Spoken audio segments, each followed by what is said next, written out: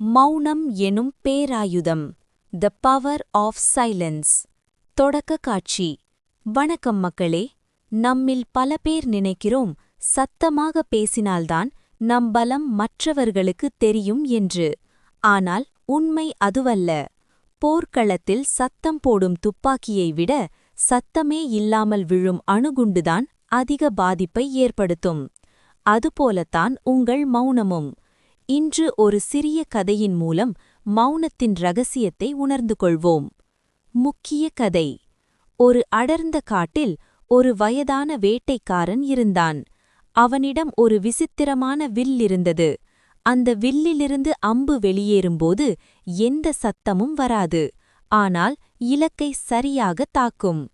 அதே காட்டில் ஒரு இளவட்ட வேட்டைக்காரனும் இருந்தான். அவன் வில்லிலிருந்து அம்பு கிளம்பும்போது சுருக் என்று பெரிய சத்தம் கேட்கும். அவன் எப்போதுமே, பார்த்தாயா, என் வில்லின் சத்தத்தை கேட்டே மிருகங்கள் நடுங்குகின்றன என்று பெருமையாக பேசிக்கொள்வான். ஒருநாள் இருவரும் வேட்டைக்குச் சென்றனர். இளவட்ட வேட்டைக்காரன் ஒரு மானை பார்த்து அம்பை எய்தான். அம்பு கிளம்பிய சத்தத்தை கேட்டு மான் உஷாராகி ஓடிவிட்டது. ஆனால் வயதான வேட்டைக்காரன் அமைதியாக ஒரு அம்பை எய்தான். சத்தமே இல்லாததால் மான் அங்கேயே நின்றது. அம்பு அதன் இலக்கை துல்லியமாக தாக்கியது. அப்போது அந்த பெரியவர் சொன்னார், தம்பி, சத்தம் பலவீனம், மௌனம்தான் உண்மையான பலம்.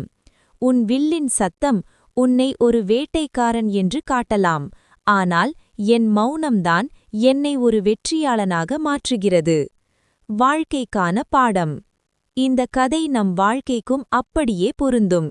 யாராவது உங்களை அவமானப்படுத்தும்போது நீங்கள் பதிலுக்கு கத்தினால், அவர்கள் எதிர்பார்த்த கோபத்தை நீங்கள் அவர்களுக்கு பரிசாக கொடுத்து விடுகிறீர்கள்.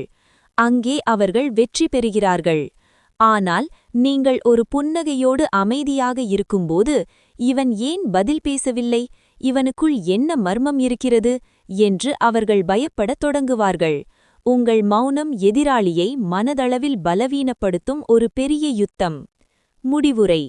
இனிமேல் தேவையில்லாத இடங்களில் விவாதம் செய்வதை நிறுத்துங்கள். உங்கள் வார்த்தைகளை குறைக்கும்போது நீங்கள் பேசும் ஒவ்வொரு வார்த்தைக்கும் மதிப்பு அதிகமாகும். வைரத்தைப் போல அரிதானவராக இருங்கள். அப்போதுதான் உலகம் உங்களை தேடி வரும். இந்த கருத்து உங்களுக்கு பிடித்திருந்தால் மறக்காமல் நான் தான் ராஜா என்று கமெண்ட் செய்யுங்கள்.